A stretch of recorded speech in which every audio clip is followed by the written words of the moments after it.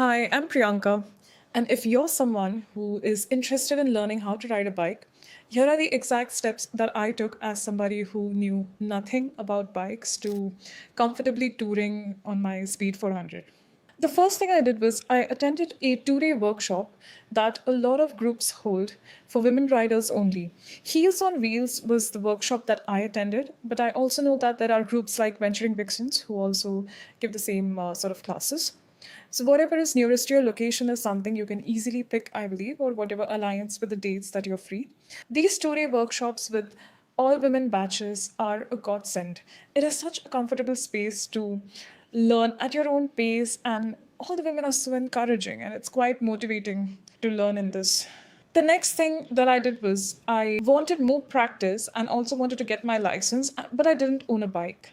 I was checking out rentals as well as I checked out the price of a regular riding school, how much they would charge. So, this is not women only, it is for everyone. There are classes, just like you have classes for driving the car, you do have classes which teach you how to ride a bike. So, I signed up for one which was close to my home. It costed me about 3,000.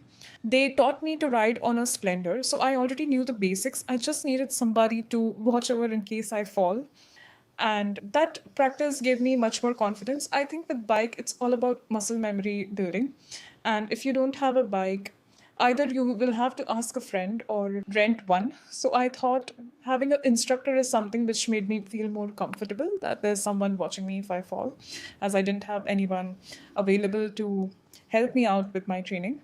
So this is the route that I took, and post which I did apply for my license and I got through.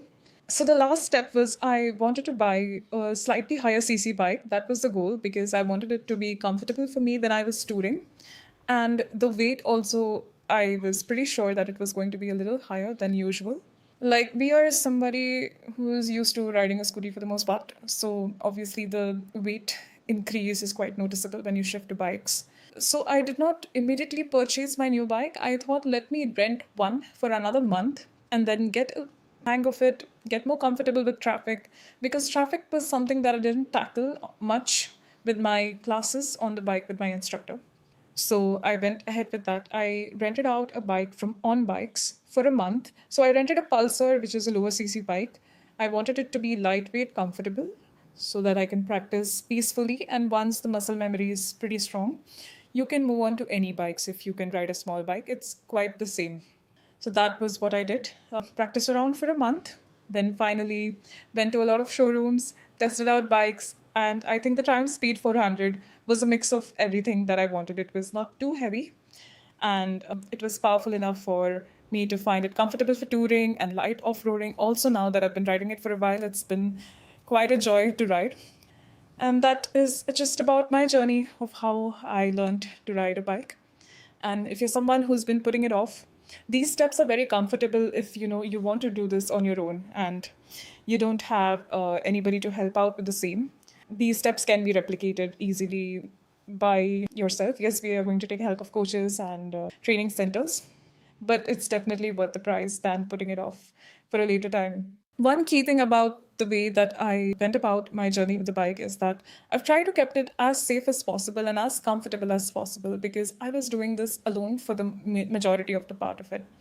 So I've taken help from trainers or coaches wherever it's possible. And once I felt comfortable enough, I still rented a smaller CC bike, which was lighter, so that I could practice myself and not require a lot of help. Because if you're on a smaller bike and you're learning, you can correct your mistakes more easily. Like, it's less forgiving when you do mistakes versus getting a big bike, a bike where you can't flat foot. Of course, height matters, and strength also matters when it comes to bike.